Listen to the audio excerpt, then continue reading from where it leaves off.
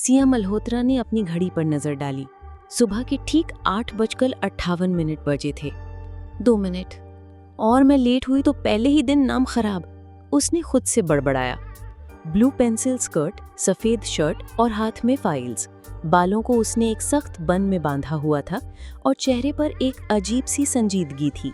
सिया की पहली नौकरी थी और वो भी देश की टॉप मार्केटिंग फर्म में, KNA कॉर्प, जहां हर कोई काम करने का सपना देखता था और जहां के CEO की तो कहानियां चलती थी। कड़वा, अक्खड़, परफेक्शनिस्ट और दिल से एकदम पत्थर। लेकिन सिया को इससे फर्क नहीं पड़ता था। मुझे अपना काम करना है और किसी को खुश करना मेरी जॉब डिस्क्रिप्शन में नहीं है, यही उसका सिद्धांत था। एक्सक्यूज मी मिस, एक सख्त आवाज ने सिया को चौंकाया। उसने पलट कर देखा। एक लंबा गहरे रंग का सूट पहना हुआ आदमी उसके पीछे खड़ा था। उसकी आंखों में गुरूर था और चाल में ऐसा आत्मविश्वास जो किसी को भी छोटा महसूस करा दे। यहाँ कोई भी बाहर खड़ा होकर कॉफी नहीं पीता। अगर आप हमारी कंपनी की एम्प्लॉय हैं तो बिहेव लाइक वन, उसने बिना मुस्कुराए कहा। एक्सक्यूज मी, सिया की भौहें उठी। मैं सिर्फ 2 मिनट रुकी थी और आप कौन होते हैं मुझे यूं टोकने वाले?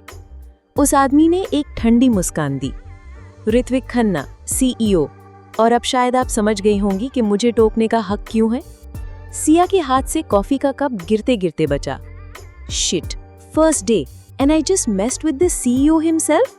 लेकिन उसने घबराने के बजाय उसकी आंखों में देखकर जवाब दिया, nice to meet you mister CEO, लेकिन सजेशन देना चाहूंगी, arrogance and authority are 2 different things. इतिहास गवाह था, इस कंपनी में किसी ने ऋत्विक खन्ना को जवाब देने की जुर्रत नहीं की थी और आज एक नई लड़की ने कर दी थी। कंपनी के बड़े कॉन्फ्रेंस रूम में सिया बाकी टीम के साथ बैठी थी। पहली प्रेजेंटेशन थी और टीम के सामने खुद ऋत्विक खन्ना मौजूद था। Today's campaign ideas fast and impressive, I don't like wasting time, Ritvik ने कहा। एक एक कर टीम ने अपने आइडियाज रखे, लेकिन ऋत्विक के चेहरे पर ना रिएक्शन था न दिलचस्पी।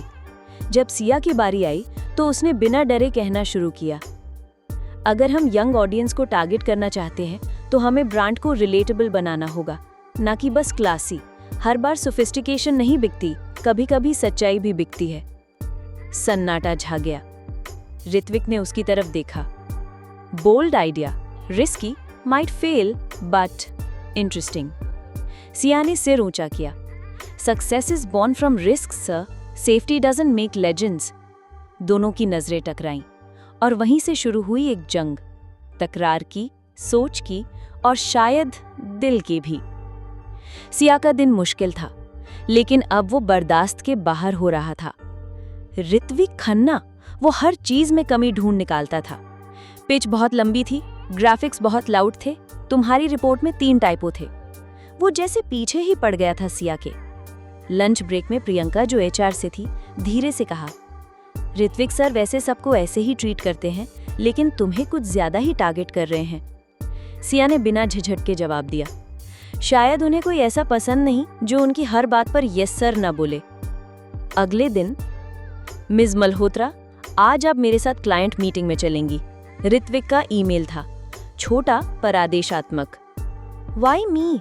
सिया का मन बड़बड़ाया, लेकिन वो जानती थी मना करना मतलब और टारगेट होना।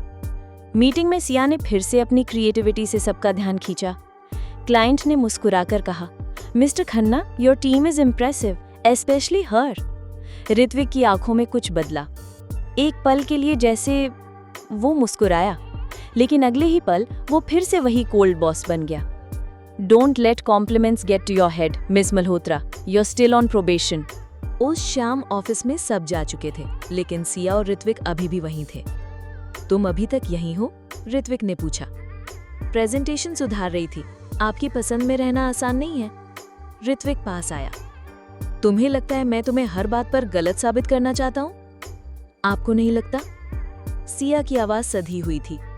ऋत्विक चुप रहा, फिर बोला, तुम मुझे पसंद नहीं करती है ना?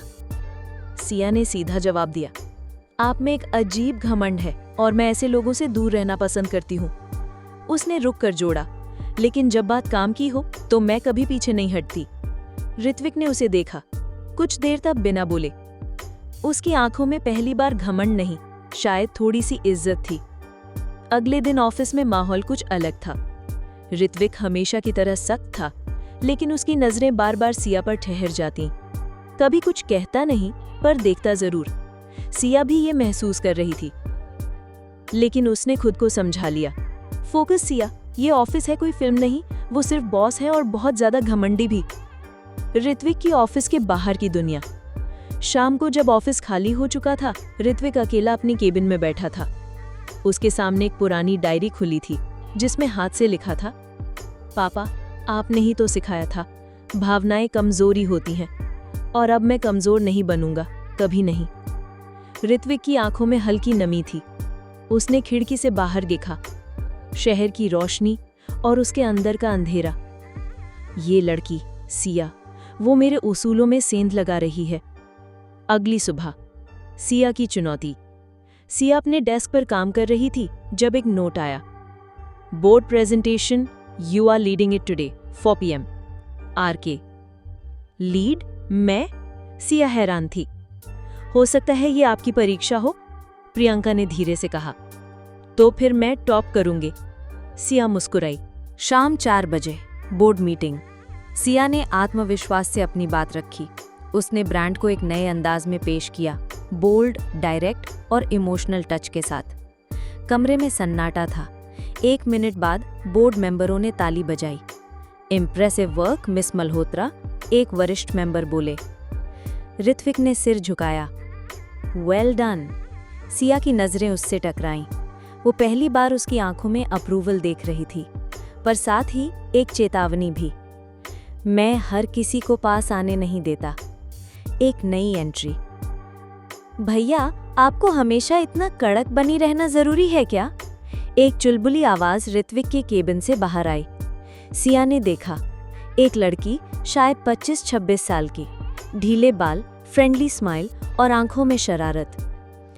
मैं हूँ रिया खन्ना, ऋत्विक खन्ना की बहन। उसने सिया से हाथ मिलाया। ओह हाय, सिया मल्होत्रा। मैं जानती हूँ, आप ही है ना जो भैया की नींद उड़ाए हुए हो?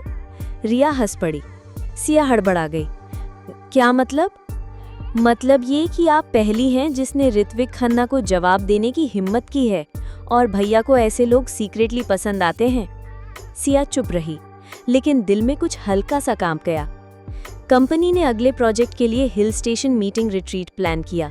सब एक्साइटेड थे, लेकिन सिया का मूड तब उड़ा जब लिस्ट में देखा, room sharing, R Khanna, S Malhotra. Sir और मैं? सीरियसली? माफ कीजिए, होटल में बस लिमिटेड रूम्स हैं और आप दोनों सीनियर लेवल पे हैं, इसलिए। ऋत्विक ने कुर्सी पर बैठते हुए कहा, मैं किसी का प्राइवेट स्पेस डिस्टर्ब नहीं करता जब तक वो मेरा स्पेस नहीं छेड़ता।